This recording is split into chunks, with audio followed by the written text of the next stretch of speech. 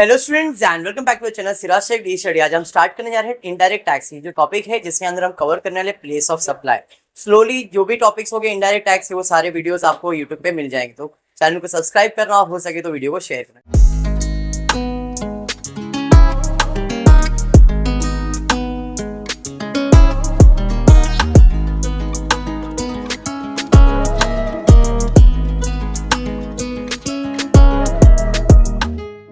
चलिए स्टार्ट करते हैं इनडायरेक्ट टैक्सेशन। ये जो टॉपिक आज हम स्टार्ट करने जा रहे हैं प्लेस ऑफ सप्लाई, एग्जाम में आता ही है, नाम ही आंसर है। जीएसटी का डेफिनेशन जब दिया गया था तो उसमें बोला था destination based tax. Destination based tax, ये प्लेस ऑफ सप्लाई। कुछ भी हो, ये चीज याद रखो, डेस्टिनेशन बेस्ड। अब डेस्टिनेशन मतलब जगह, प्लेस, डेस्टिनेशन जहां पे जाना है। In short, the final place of the goods. The final place of the goods is said to be destination. बराबर। तो सिंपल भाषा ये है, जहां पे एट द एंड गुड्स पहुंचेगा वही प्लेस ऑफ सप्लाई होगा।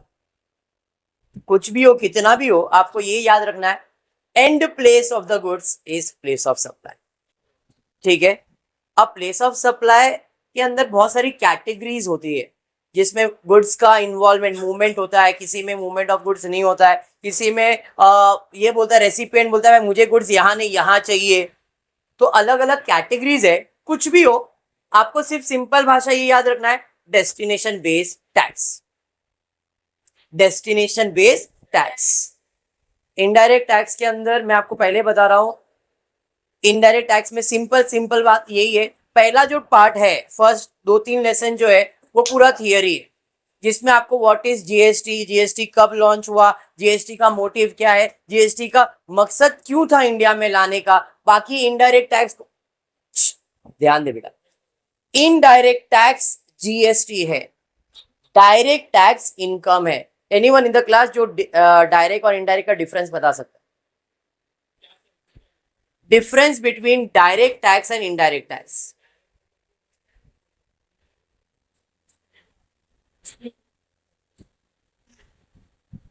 और हाँ, क्लोज है।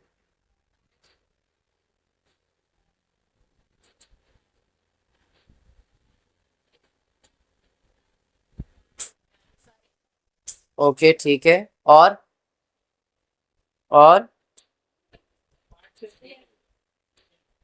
ठीक, कौन कौन नाम लेना, हाँ बोलना।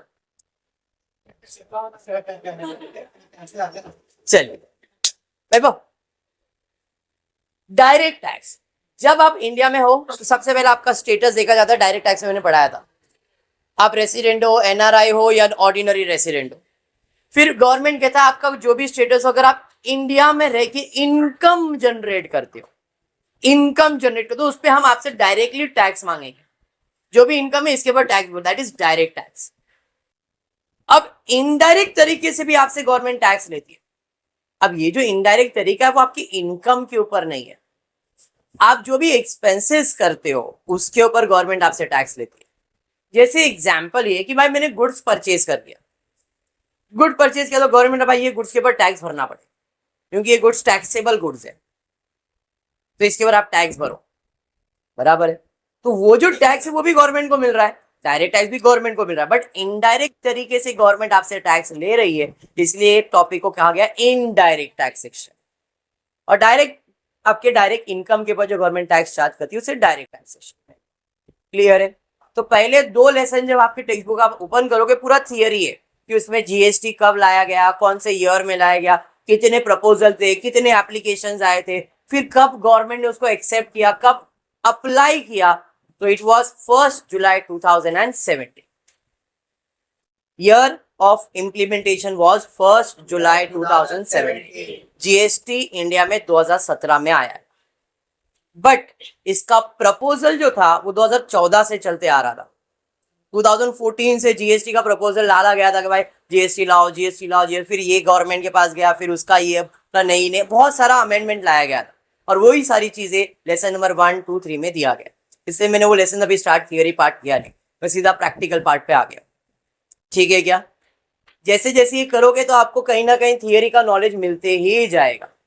ओके ठीक, आज हम स्टार्ट कर रहे हैं प्लेस ऑफ सप्लाई। इसके अंदर हम पढ़ेंगे कि what is the place of supply, और प्लेस ऑफ सप्लाई की अलग अलग कैटेगरीज को भी आज हम देखने वाले, जिसमें सबसे पहला आज हम देखने वाले supply involving movement of goods.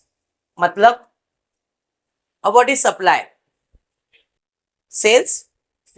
नहीं, वेरी गुड। सप्लाई मीन्स बेचना, तो सेल्स भेजना।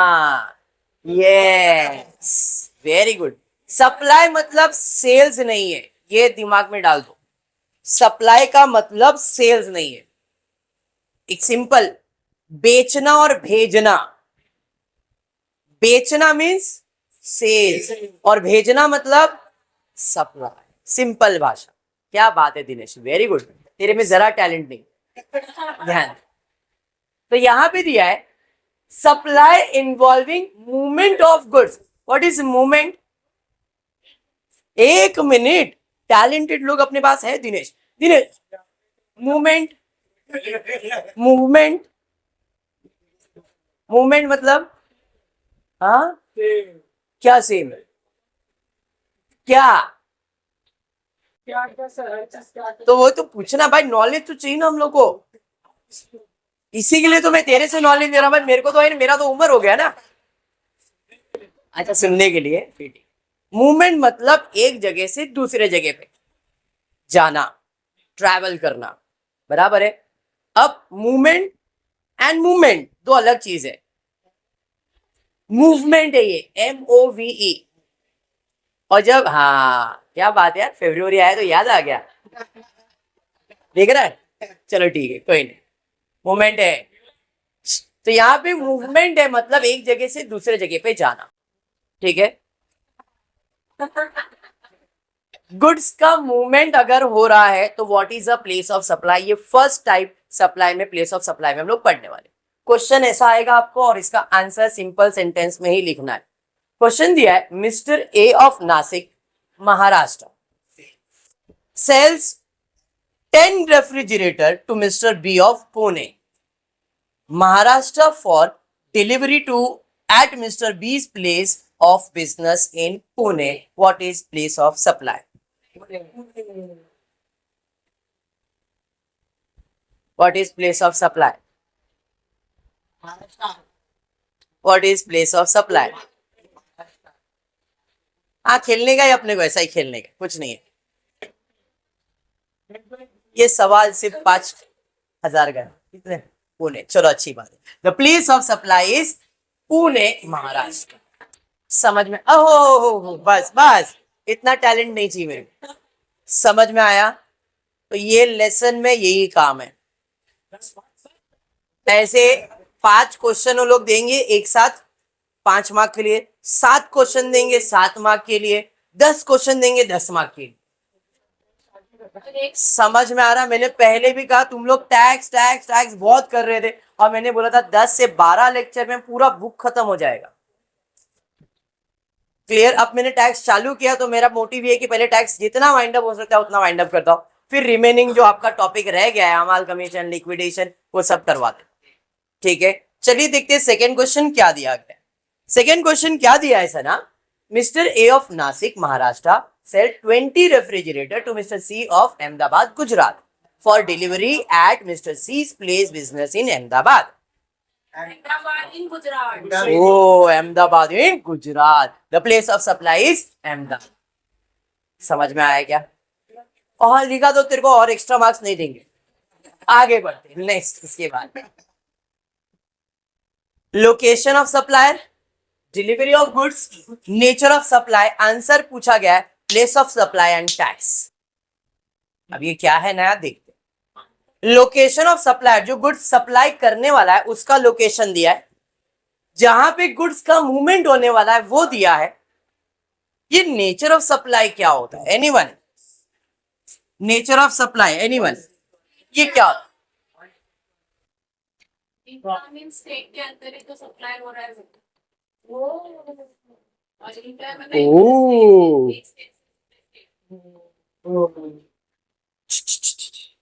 बराबर। इंटरनेशनल का स्पेलिंग क्या है? तेरे को कैसे दोस्त है? हर बार कुलदीप को ऑनलाइन लेक्चर में नहीं फंसाते अपन। अच्छा बोल दे, अभी तो तेरे पर आ ही गया कुलदीप। इंटरनेशनल का स्पेलिंग? अरे एनीवन? इंटरनेशनल INTER, मेरे को इतना ही आता है। इससे पता चल रहा है अगर INTER है मतलब ये इंटरनेशनल है। ये समझाने के लिए, इंटरनेशनल का मतलब हुआ, इंटरनेशनल मतलब इंडिया के बाहर, हमने यही सुना है। बट जीएसटी इंडिया के बाहर एप्लीकेबल ही नहीं होता है। तो जीएसटी के लिए इंटर मतलब एक स्टेट से बाहर। फॉर एग्जाम्पल आप महाराष्ट्र में हो और महाराष्ट्र में ही डील कर रहे हो, खरीद रहे बेच रहे हो, महाराष्ट्र में खरीदना महाराष्ट्र में बेचना, मतलब वो हो गया विद इन स्टेट इंट्रा। एक स्टेट के अंदर ही खरीदना, एक स्टेट के अंदर ही बेचना, जिस स्टेट में खरीदा है उसी स्टेट में बेचोगे, इंट्रा। लेकिन एक स्टेट से ज्यादा स्टेट में खरीदते बेचते हो तो इंटरनेशनल हो जाता है, इंटर बोलते हो उसे। समझ में आया क्या? तो जब भी आप इंटर वर्ड सुनोगे तो इसका मतलब ये बंदे ने सेल्स एक स्टेट से ज्यादा स्टेट में किया है, या खरीदा है या तो बेचा है, दोनों, इसलिए इंटर आ गया। और इंटर में टैक्स जो चार्ज होता है उसे IGST कहते हैं, integrated goods service tax. Integrated goods service tax inter में। लेकिन वही जगह पे जब इंट्रा आएगा तो इधर टैक्स जो चार्ज होता है वो CGST SGST charge, central goods service tax, state goods service tax. मतलब जो भी टैक्स आप कलेक्ट करोगे वो दो गवर्नमेंट में बटेगा, और इधर जो भी गुड्स आप टैक्स कलेक्ट करोगे वो इंटीग्रेटेड बटेगा। और इंटीग्रेटेड का मतलब गवर्नमेंट डिसाइड करेगा कि वो टैक्स का पैसा कौन से स्टेट को देने का, क्योंकि दो स्टेट आ गया ना, तो गवर्नमेंट डिसाइड करेगा कि वो टैक्स का पैसा महाराष्ट्र को मिलेगा, गुजरात को मिलेगा, दिल्ली में मिलेगा, किधर मिलेगा, इसलिए वो IGST integrated. Clear? I hope यहां तक क्लियर हो गया। चलिए, इसलिए वहां पे नेचर दिया है इंटर एंड इंट्रा। अब प्लेस ऑफ सप्लाई, सबसे पहला क्या दिया है सना? लोकेशन ऑफ सप्लायर किधर का है? कर्नाटका। मेरी आवाज नहीं आई? सना की आवाज क्यों सुनना तेरे को? सर कौन है? सर कौन है? तो फिर मेरा सुन ना बेटा। लोकेशन ऑफ सप्लायर क्या है? कर्नाटका। डिलीवरी ऑफ गुड्स किधर है? आंध्र प्रदेश। कर्नाटका और AP दो अलग स्टेट है, मतलब नेचर ऑफ सप्लाई लिखा है वहां पे इंटर स्टेट। अब what is a place of supply? What is a place of supply? समझ में आ गया? हाँ जी। कर्नाटका विद इन स्टेट हो गया, एक ही स्टेट हो गया, इंट्रा स्टेट।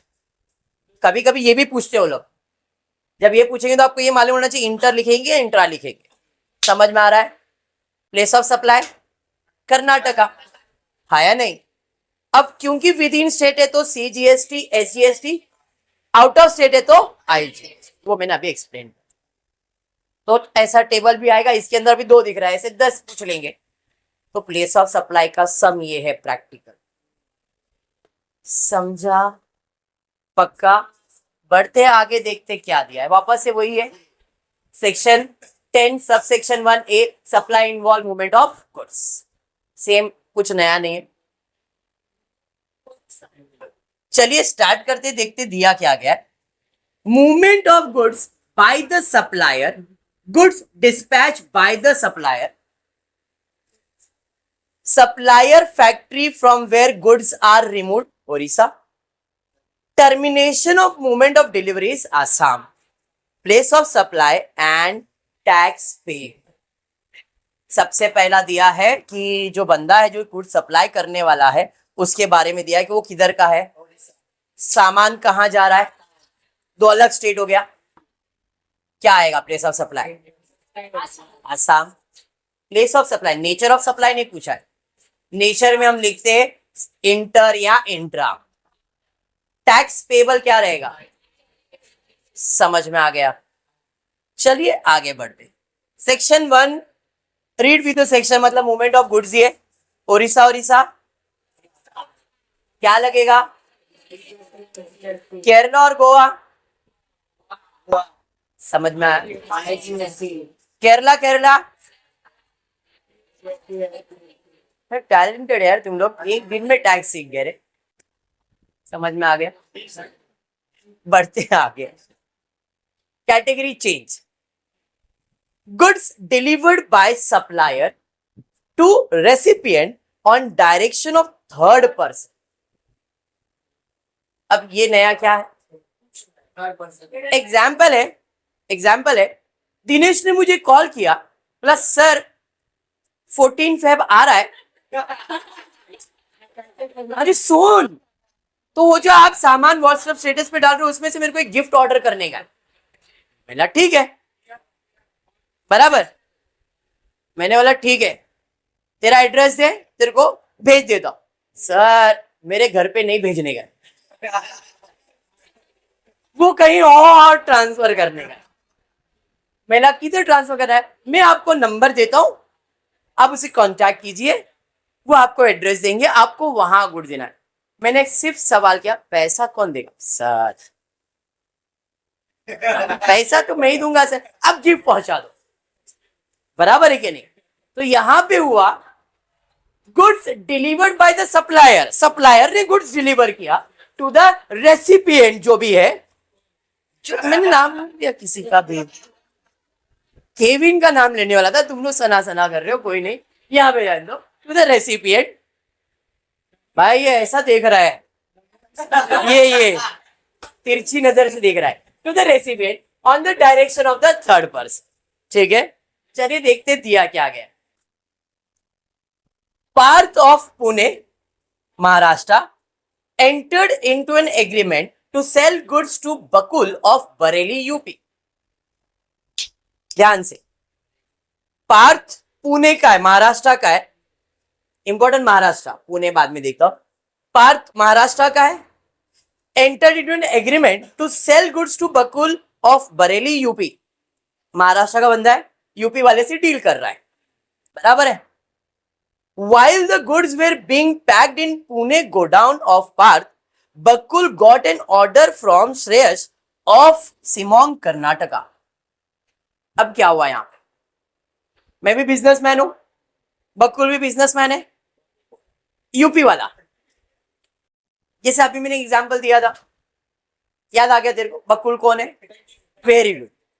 तो यहां पे क्या हुआ, बकुल ने मुझे फोन किया था, सर वो जो सामान है मेरे को चाहिए आपके पास से, मिला ठीक है। अब वो जब उसको सामान मिलने वाला था, उतने में उसको थर्ड पर्सन ने कॉल किया, बोला कि मेरे को भी आपके पास से सामान परचेज करना। अब उसने क्या किया, मुझे कॉल किया, मुझे बोला आप जो यूपी में सामान देने वाले थे, एक काम करो कर्नाटक में डिलीवर करो। While the goods were being packed in Pune godown of Parth, Bakul got an order from the Shreyas of Shimong, Karnataka for the said goods. जितने का गुड्स था उतने का ही ऑर्डर मिला। Bakul agreed to supply the said goods to Shreyas and asked Parth to deliver the good to Shreyas at Shimong. What is the place of supply?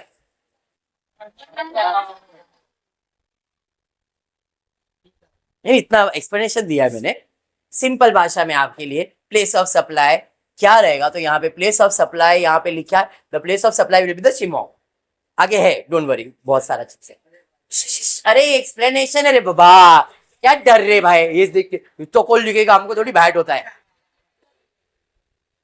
ये जो लिखा है मैं पढ़ रहा हूं ना, तेरे को लगेगा अरे लिख सकता हूं। The supply between Parth and Bakul, अगर इन दोनों के बीच में ही होता ट्रांजैक्शन, तो प्लेस ऑफ सप्लाई क्या होता, बकुल, यूपी होता, और टैक्स होता आईजीएसटी। पहला मैंने वही लिखा है। The supply between Parth and Bakul is bill to be shipped to supply where the goods are to be delivered by the supplier. Path to a recipient of Shreyas Shimong or any other person on the direction of the third person. The place of supply in case of bill to ship to the supply of the goods will be determined on the following terms and ये terms and condition. मेरे लिए terms condition simple भाषा में ये कि जब वो goods जिस जगह पे जाएगा मेरे लिए वही प्लेस ऑफ सप्लाई. अगर बकुल और पार्थ के बीच में ही ट्रांजैक्शन होता तो बकुल कहाँ रहता है यूपी में, तो वो प्लेस ऑफ सप्लाई. अब बकुल है, पार्थ है, श्रेयस है, मैंने गुड्स कहाँ डिलीवर किया है, श्रेयस के पास करना, तो मेरे लिए प्लेस ऑफ सप्लाई वो बन जाएगा. बराबर है, क्लियर है. लेकिन अगर बकुल ही पैसा देने वाला है तो बोलेगा भाई तुम इधर डिलीवर करवा दो, पैसे मैं ही देने वाला, तो इस केस में what is the place of supply, तो वो अलग अलग कंडीशंस यहाँ पे लिखा गया है. समझा? क्योंकि पहला समय तो अपने को नॉलेज मिलना चाहिए, इसलिए पूरा थियोरी पार्ट लिख के दिया है अपने सब. अंडरस्टूड?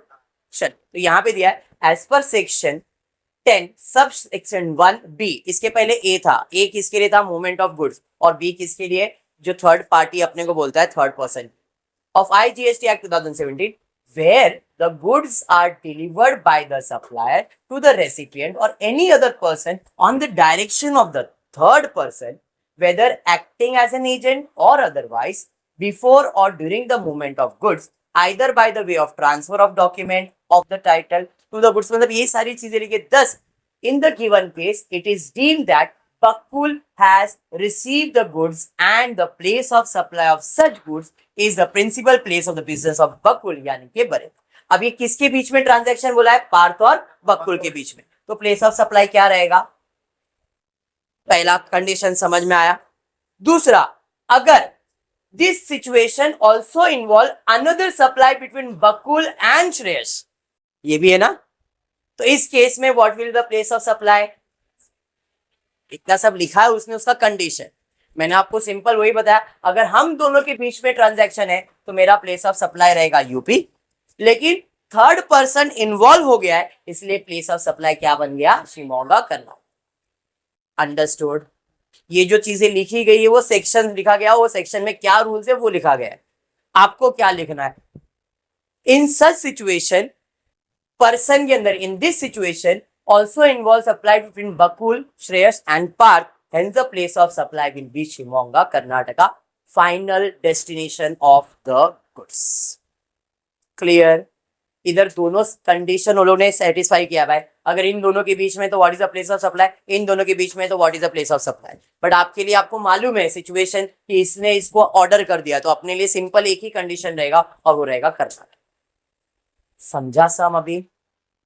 हाँ पक्का. चलिए देखते क्या है. Supply not involving movement of goods. तीसरा केस आ गया. पहला हुआ था मूवमेंट ऑफ गुड्स, दूसरा थर्ड पार्टी हुआ, और अब हुआ नॉट इन्वॉल्विंग मूवमेंट ऑफ. अभी not involving movement of goods क्या रहेगा, not involving movement of goods मतलब क्या रहेगा, डायरेक्ट मतलब ये है कि मैंने व्हाट्सएप पे एक स्टोरी रखा, मेरे को कॉल आया दिनेश का, सर वैलेंटाइन डे आ रहा है, बराबर है, तो मुझे ना वो गिफ्ट चाहिए. मैंने देख दिनेश क्या मालूम है, ये जो है ना मैं डायरेक्ट डील नहीं करता हूं, एक काम कर, ये जिधर प्रोडक्ट मिल रहा है मैं उसका बता देता हूँ जगह, उधर जा, उधर से डायरेक्टली मिल जाएगा. तेरे मेरे से लेगा, मेरे चार्जेस इन्वॉल्व हो जाएंगे उसके अंदर, बराबर है. तो डायरेक्टली ना जहां पे वो गुड्स मिल रहा है वहां चले जा, तेरे को वहीं पे गुड्स मिल जाएगा. तो क्या यहाँ पे गुड्स का मूवमेंट हुआ क्या, वो जगह पे है गुड्स, तुम जाओ वहां पे जाके देखो, तुमको वो गुड्स मिल जाएगा और वहीं पे उसका यूज भी होगा. बात समझ में आए? इसी को कहते हैं supply not involving movement of. Example, बड़े बड़े मशीन्स, अब वो ट्रैवल नहीं हो सकता है, कोई फैक्ट्री है भाई वहां पे फैक्ट्री रहेगा, सामान भी वहीं पे, आप जाओ वहां पे आप फैक्ट्री सेटअप कर लो, तो गुड बेच तो दिया है बट सामान सब वहीं पे पड़ा हुआ. फर्क समझ में आया? देखते क्या दिया है. मिस्टर ए ब्रैकेट में दिया है, New Delhi has leased his machine, lease मतलब भाड़े पे दे दिया है, cost ₹5 lakh to mister B, Noida UP. क्या हुआ अभिषेक, बेटा कैमरा इधर ही है देख. मिस्टर ए न्यू दिल्ली का है जिसने अपना मशीन भाड़े पे दिया है बी को जो कि यूपी में रहता है, producing for goods on monthly rent of 30,000. After 14 months, Mr. A agreed to sell the machine to Mr. B for 3,50,000.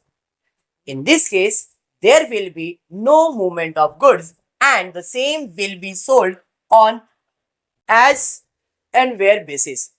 What is the place of supply? समझा क्वेश्चन क्या है? क्वेश्चन समझा क्या है? पहला ए और बी था, ए के पास एक मशीन था तो बी ने कांटेक्ट किया, उसको बोला हाँ ठीक है भाई मेरे पास मशीन है, आप भाड़े पे लो चलाओ. मशीन का कीमत था 5 लाख रुपए. अब भाड़े पे वो चला रहा है 30,000 रुपए भाड़ा दे रहा था, बराबर. अब कुछ महीने बाद 14 महीने के बाद उसको ऐसा लगा यार मशीन खरीद लेता हूं. तो क्या मशीन खरीदने में मशीन का मूवमेंट होगा क्या? उसने ऑलरेडी अपने आप को वहां पे सेट कर लिया है. अब वो मशीन उसने खरीदा ए के पास से, और कितने में खरीदा? 3.5 लाख. तो क्या इधर मूवमेंट ऑफ गुड्स होने वाला है? तो what is the place of supply? Very good. The location of the machine at the time of such sale will be the place of supply between UP Noida. क्योंकि वहीं पे ना वही डेस्टिनेशन है ना. समझा? समझ रहा है? ये सारे सम्स तुम्हारे टेक्स्ट बुक में है. क्लियर? यहां पे पहले मैंने ए के पास गया, ए के पास बोला मैं मेरे को मशीन चाहिए, तो बी बोला ठीक है हाँ मेरे पास. और ए किधर है? दिल्ली में. और बी किधर है? यूपी में. मशीन किधर है? यूपी में.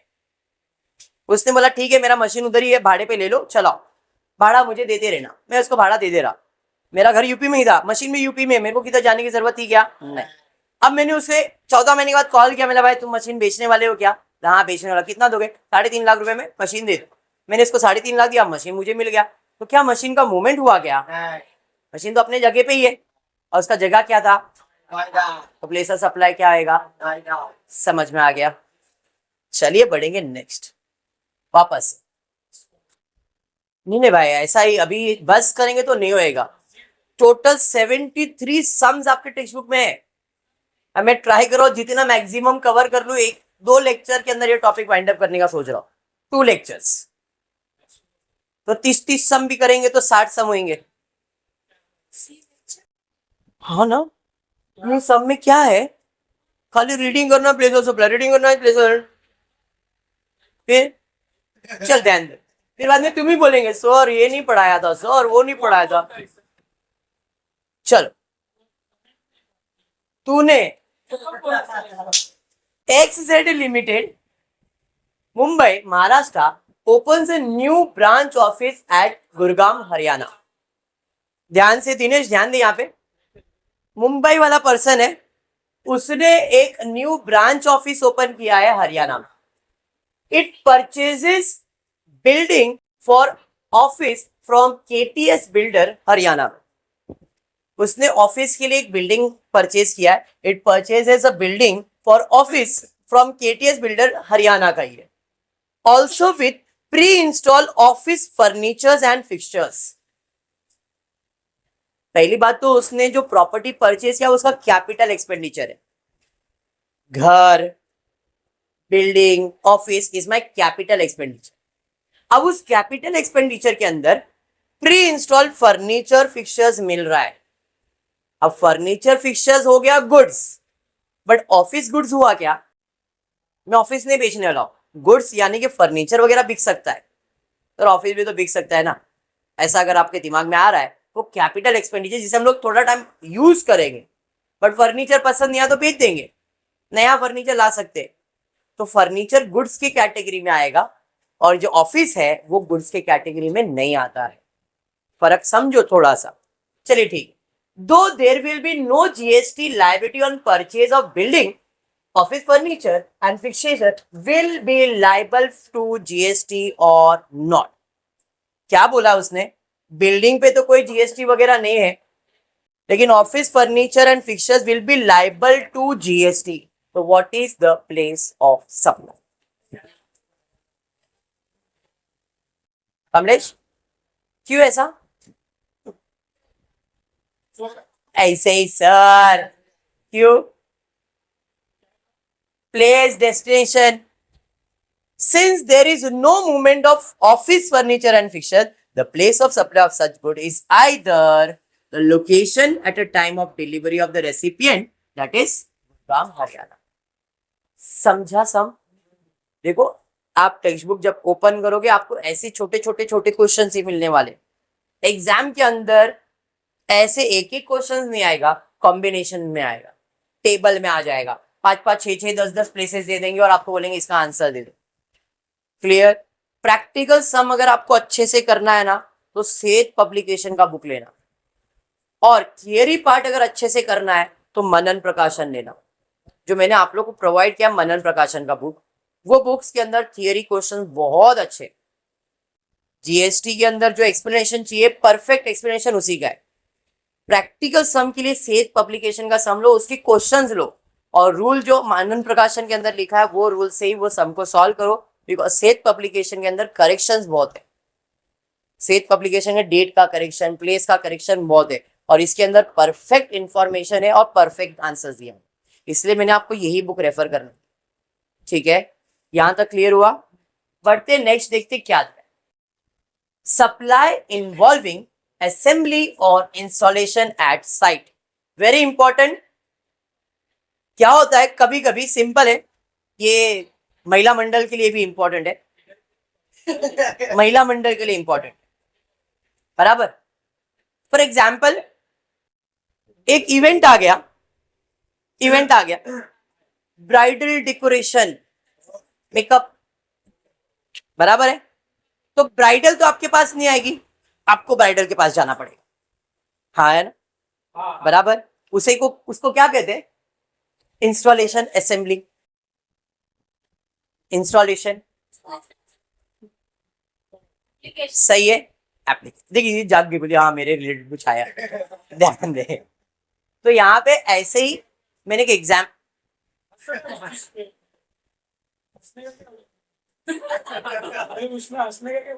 मेरे को भी नहीं समझा, इधर ध्यान. तो वैसे ही होता है मशीन्स के अंदर भी. हमने मशीन परचेज किया है लेकिन इंस्टॉलेशन करने के लिए कहीं दूसरे से मंगाना पड़ रहा है, किसी को बुलाना पड़ रहा है. तो ऐसे सिचुएशन में what will be the place of supply, वो समझने वाले. सप्लाई इन्वॉल्विंग असेंबली और इंस्टॉलेशन एट साइट. एग्जाम्पल है, mister A of Mumbai purchase machine from B New Delhi to be installed in his factory at Chennai, TN, Tamil Nadu. So what is the place of supply? Installation किधर हो रहा है? तो place of supply क्या रहेगा? The place of supply is a site at which machine is installed, that is Chennai. समझा? और एक एग्जाम्पल ले लेते. Pure refineries, Mumbai, Maharashtra gives a contract to PQL Limited, Ranchi, Jharkhand, to assemble a power plant in its Kutch, Gujarat refineries. What is the place of supply? समझ में आया? The place of supply is the site of assembly of the power plant, that is Kutch, even though the pure refineries is located in Maharashtra का है, but machine कहाँ पे installed है? कच्छ में. तो असेंबली भी वहीं पे होने वाला है. तो ऐसे सिचुएशन में भी आपका प्लेस ऑफ सप्लाई डेस्टिनेशन ही है. आप ये याद रखना डेस्टिनेशन लिखने का. ठीक है. Supply of goods, assembly and installation वही है, सेम. एग्जाम्पल चलिए देखते क्या दिया है. पर्टिकुलर्स में installation of weighbridge, location of the supplier is Delhi, registered office of recipient is Bhopal, installation और assembly site is Bhopal. Place of supply taxable. समझ में आ गया? Very good. Serve supply and install at an office, Karnataka में है location of the supply. Registered office Goa में, assembly CGST, SGST, IGST. समझ में आया? Supply of work station Gujarat, register Gujarat, installation Kerala.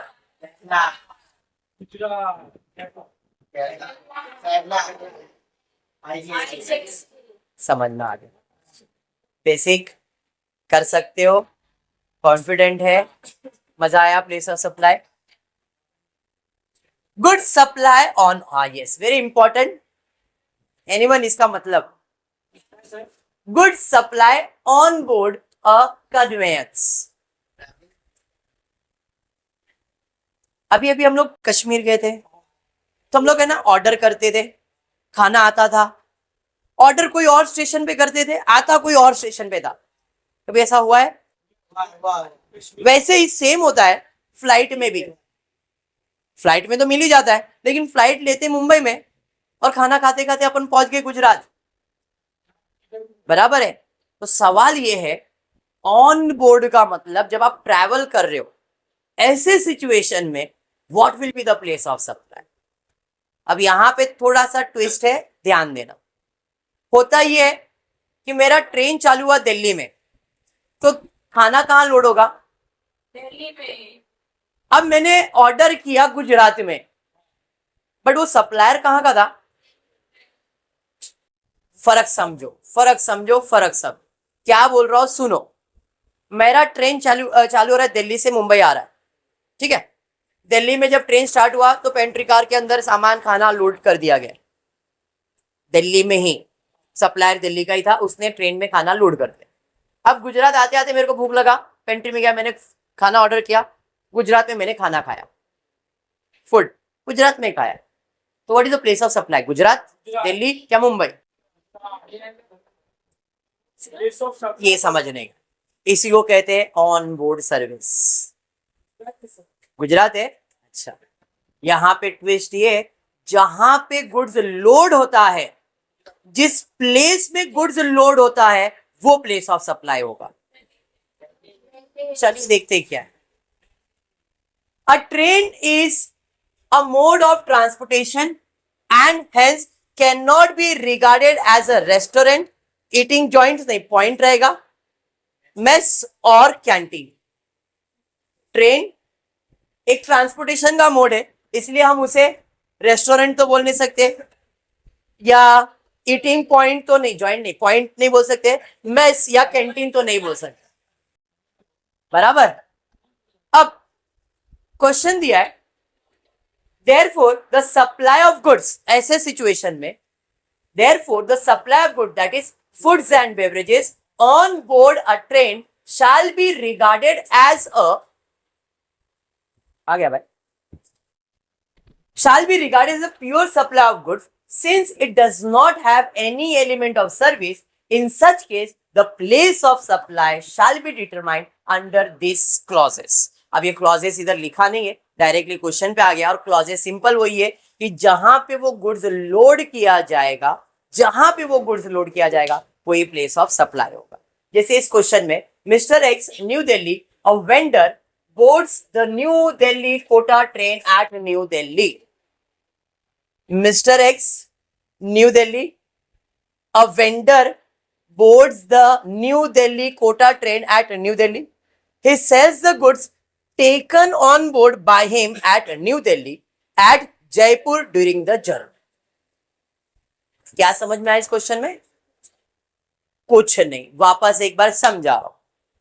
Mister x new Delhi का एक वेंडर है जो ट्रेन में चढ़ रहा है, और वो कहाँ चढ़ रहा है? दिल्ली में ही, और वो ट्रेन है दिल्ली कोटा ट्रेन, बराबर है। अब वो सामान बेचने के लिए चढ़ा है, रह देना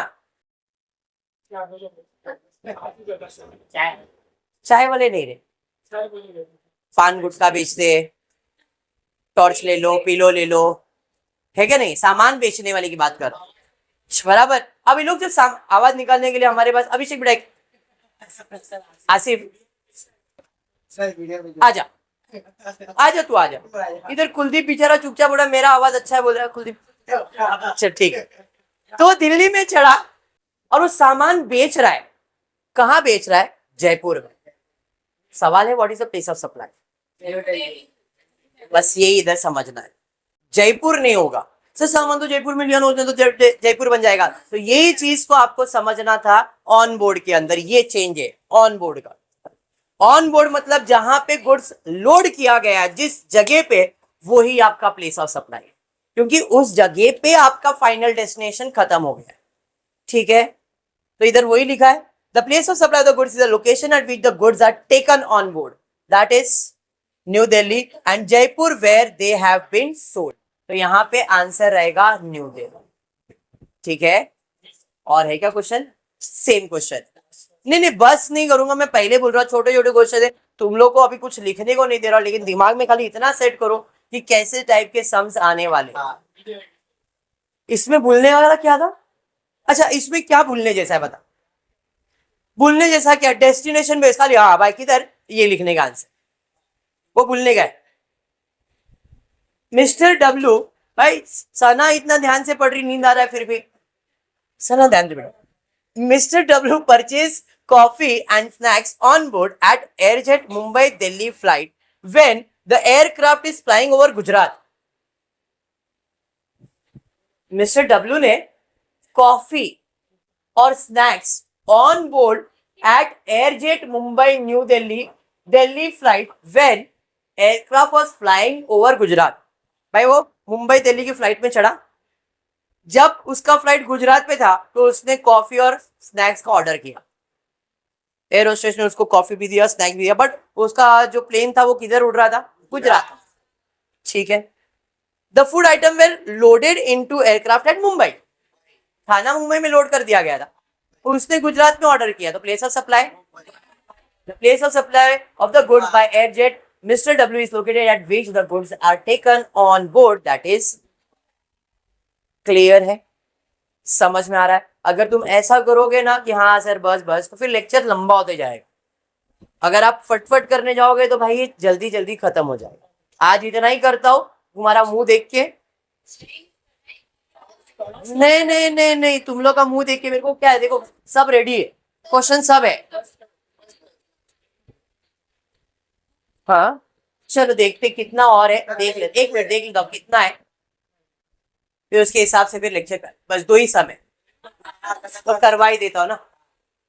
चलो ठीक, क्या 14 2 ही समय ना, तीनों खत्म भी हो जाए। मिसेस एस एंड मिसेस होता ही उम्र में, मिस्टर मिसेस में कंफ्यूजन।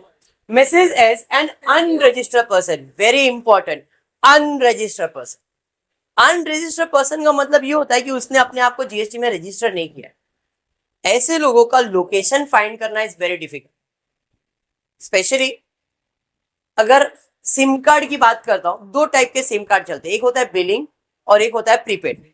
पता है हम सब प्रीपेड यूजर है, बराबर है?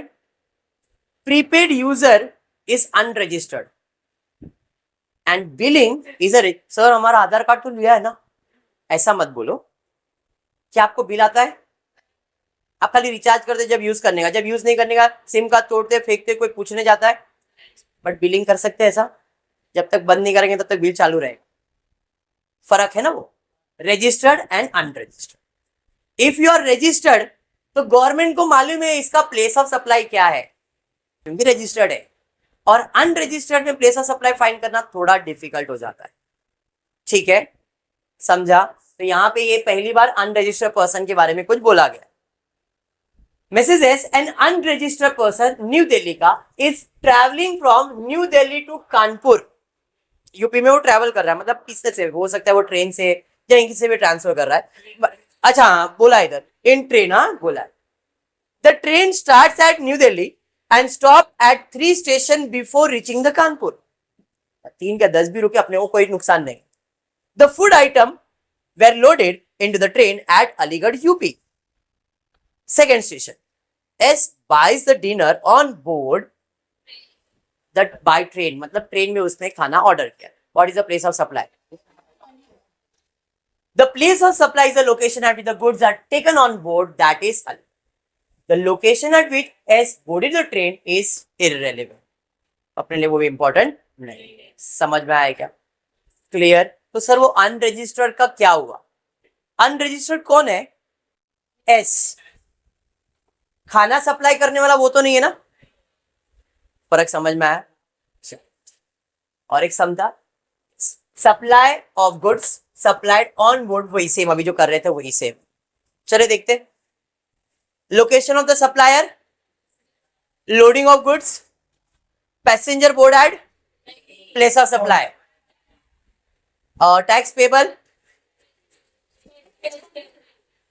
पुणे, गोवा, हैदराबाद। मुंबई, गोवा, कोचीन।